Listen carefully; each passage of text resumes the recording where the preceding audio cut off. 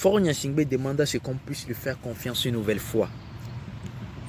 Son discours, son vœu de nouvel an au Togolais, c'est-à-dire ressemble à ce qu'il avait fait lorsque son père était mort et qu'on l'ait placé sur le trône.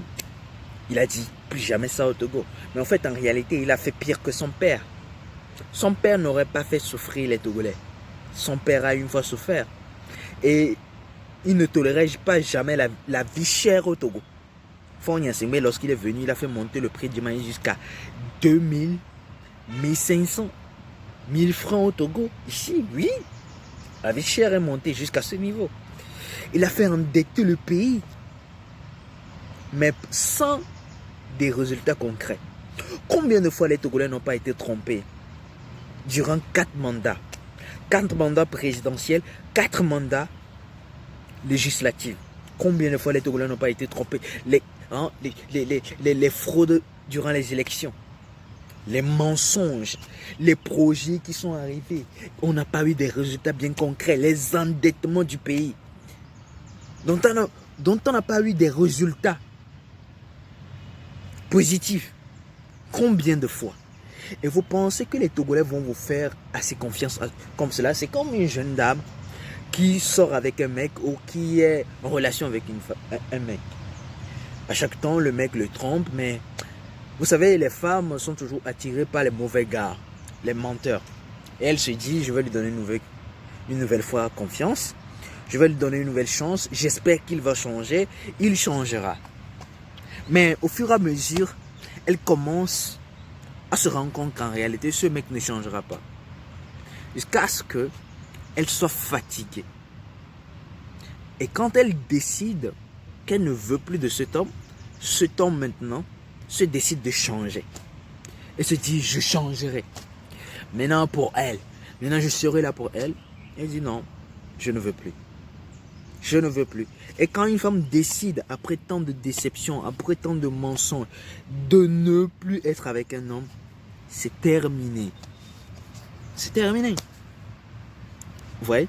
Et c'est la même chose. C'est la même chose qu'on est en train de faire avec les Togolais. Je suis désolé, mais c'est la même chose. Comment se fait-il qu'après 20 ans, tu reviens et puis tu changes la constitution et puis tu fais un discours pour qu'on puisse t'aider? Même tu as libéré des prisonniers politiques, on se pose des questions, mais les prisonniers politiques, c'est pas tous les prisonniers politiques qu'on a libérés. On a même saisi un jeune qui fait de la comédie politique sur TikTok. On l'a même saisi. C'est complètement jeté. Et on s'est dit que non, ce mec va changer. Moi, je ne crois pas en ce mec. Hein.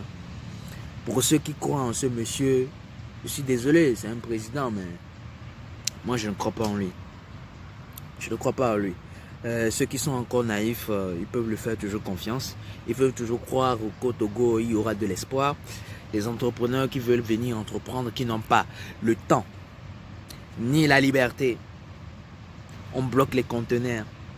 On bloque les œuvres humanitaires. On empêche les gens de venir faire de bons boulots. On ne met pas les bonnes personnes à la bonne place. Quand vous prenez la Fédération togolaise de football, à Dibayor là-bas, on ne l'a pas pris. Quand vous prenez les ministères, les gens compétents, même les gens compétents fuient le pays. Les gens intelligents fuient le pays. Et les tarés restent. Et on prend les tarés qui font du bon boulot. Sauf la lumière dans les ténèbres, comme la Kokoroko. Le mec qui fait un bon boulot dans l'éducation togolaise, qui a besoin de reformation, qu'est-ce qu'on a fait? On le déplace. On le met à l'environnement. Vous voyez? Et vous pensez que ce pays changera? Moi, je ne crois pas. Je suis devenu Thomas. Nous allons voir avant de croire. Regardez, on a terminé l'année avec un gros mensonge. On a trompé beaucoup de Togolais qu'on va les partager 25 000 francs. On a trompé les Togolais qu'on va les partager 25 000 francs. Tous les Togolais avaient de l'espoir. Cet espoir s'est évaporé.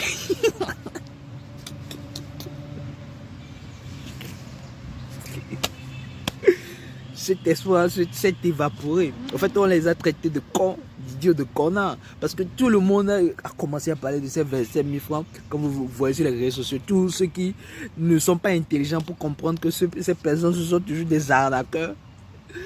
Ils sont allés, ils parlaient toujours de ça. Les gens ont oublié les coups d'état, les gens ont oublié les marches, les gens ont oublié leur souffrance, leur douleur. 25 000 francs incapables d'effacer la douleur de tous les Togolais. À la fin, on vous dit que non, bon, c'est plus disponible, hein, qu'on a choisi les 25 000 francs. Ça n'atteint même pas la moitié du SMIC. On veut partager. On n'a pas dit c'est une allocation qu'on partagera chaque mois à une certaine, à un certain échantillon de la population qui souffre beaucoup trop. Non, on dit on veut partager ça juste. Plus des sacs de riz. Parce que les Togolais sont des mendiants, des pauvres. Non. C'est de la comédie au Togo. Hein? De la comédie.